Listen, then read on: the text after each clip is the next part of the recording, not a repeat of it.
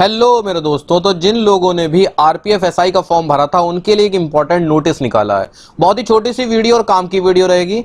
Video में ये बताया, सॉरी न्यूज में ये बताया गया है कि जो आपकी एप्लीकेशन थी आरपीएफ में एसआई यानी दरोगा को लेकर, उसका ना सभी को एक्सेप्टेड या रिजेक्टेड का स्टेटस का मैसेज भेज दिया गया है। या तो आपके मोबाइल पर मैसेज आया होगा या फिर आपके पास ईमेल आया होगा, और अगर नहीं आया तो आपको चेक कर लेना है इस वेबसाइट पर, क्योंकि आने में समय लग सकता है। ठीक है, इन्होंने अपने बताया है कि वीडियो ये CEN RPF 01 2024 SI। अच्छा, कांस्टेबल का भी नहीं आया। जिन्होंने कांस्टेबल का भरा है उनका अभी प्रोसेस चल रहा है, क्योंकि इसमें फॉर्म ज्यादा पड़े थे तो इसमें ज्यादा समय लगेगा।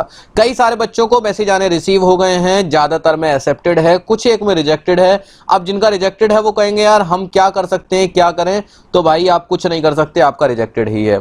ठीक है, कंडीशनली एक्सेप्टेड के क्या आएगा? अगर कंडीशनली एक्सेप्टेड आ रहा है तो अभी आपको वेट करना होगा और आगे देखना होगा कि आपका फाइनली एक्सेप्टेड होता है या फिर नहीं होता है। इन्होंने बताया है कि the scrutiny of the applications have been completed and candidates can view status. वो अपना स्टेटस देख सकते हैं, जो कि होगा या तो प्रोविजनली एक्सेप्टेड या फिर एक्सेप्टेड विद कंडीशंस और या फिर रिजेक्टेड। आप इसको कहां चेक कर सकते हैं? rrb.gov.in।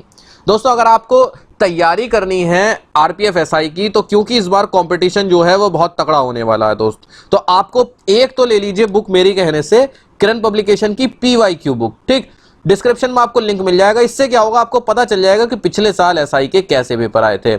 इसके अलावा आप एक रीजनिंग की, एक मैथ की और एक जीए की 3 बुक और लीजिए। मैथ, रीजनिंग और जीए, इनसे आपका काम चल जाएगा। तीनों का सिलेबस कंप्लीट करके PYQ बुक से क्वेश्चन की प्रैक्टिस कीजिए। ठीक है, डिस्क्रिप्शन में आपको दोस्त लिंक मिल जाएगा, वहां से ले सकते हैं। अदरवाइज आप किसी भी शॉप से या फिर ऑनलाइन खरीद सकते हैं। तो दोस्त, जब आप इस वेबसाइट पर क्लिक करेंगे rrb.gov.in पर, तो आपके सामने खुल जाएगी ये वेबसाइट। ठीक है, जहां पर आप इस पर अप्लाई वाले पर क्लिक कर क्रिएट एन अकाउंट या ऑलरेडी हैव एन अकाउंट पर जाकर अपनी mobile number, email address, password ये सब कर लॉग इन कर सकते हैं। और अगर आपको लगता है अरे यार मैं तो सब भूल गया, तो कोई समस्या नहीं है।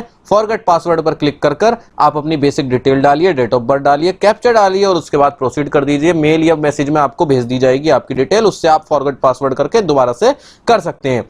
इन्होंने यही कहा है कि SMS और ईमेल आपको आपके रजिस्टर्ड मोबाइल नंबर या ईमेल आईडी पर भेज दिया जाएगा। कुछ समय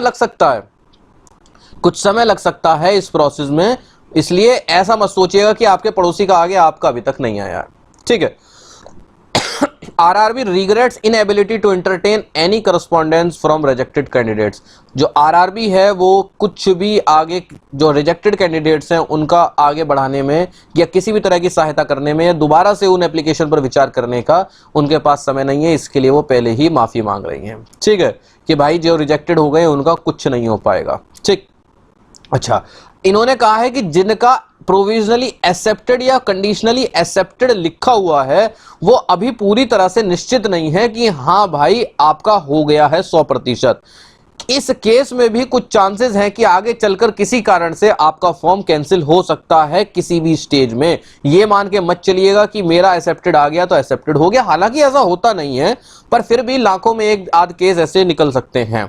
ठीक है, कोई समस्या ऐसी निकल जाए, कोई पॉइंट ऐसा निकल जाए, कोई डिटेल ऐसी निकल जाए। साथ ही साथ in case of any deficiency falsified record, यानी कि अगर आपने कोई गलत, झूठे, इस तरह के जाली रिकॉर्ड, या फिर क्योंकि बहुत सी चीजें डॉक्यूमेंट वेरिफिकेशन के समय में पता चलती हैं मेरे दोस्त। ठीक है, या फिर आपने कोई गलत प्रैक्टिस करी, माल प्रैक्टिस करी, कुछ चीटिंग करी, कुछ और केस हो सकते हैं कि आपने कुछ चीटिंग कर ली या नकली कागज लगा दिए, तो इस तरह से भी आपका जो रिक्रूटमेंट प्रोसेस है वो किसी भी स्टेज पर रोक दिया जा सकता है। ठीक है, और बाकी इन्होंने कहा है कि किसी भी अदर सोर्सेस से आप कोई जानकारी ना लें, रेलवे की ऑफिशियल वेबसाइट से ही लें, जिससे कि आपके साथ कोई फ्रॉड वगैरह ना हो जाए। साथ ही साथ अगर आपको कोई रेलवे में लगवाने के लिए पैसे मांगता है, मिसगाइड करता है, कोई रिश्वत मांगता है या कहता है हम पैसे लेके लगवा देंगे, तो ऐसे लोगों से बिल्कुल सावधान रहिएगा। क्योंकि मैं भी देखिए असिस्टेंट लोको पायलट हूं और 3-4 साल पहले भर्ती हुआ था मेरे दोस्त, और मेरे साथ के बहुत सारे लोग हुए थे,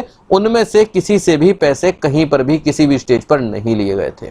पहले ये सोच होती थी, हमारी भी ये सोच थी कि भाई सरकारी नौकरी तो पैसे से ही लगेगी, पर आपको भी आज के जमाने में पता है कहीं चलता हो तो चलता हो, फिलहाल रेलवे में तो भाई नहीं चलता है। आप पढ़ाई कीजिए, एग्जाम निकालते जाइए और आप हो जाएंगे। चलिए, आप अपना स्टेटस देखते रहिएगा। और कांस्टेबल वालों को अभी नहीं आया है, सिर्फ ये एसआई वालों के लिए है। वीडियो को एंड करते हैं, ज़्यादा लंबा खींचने का इसको कोई फायदा नहीं है।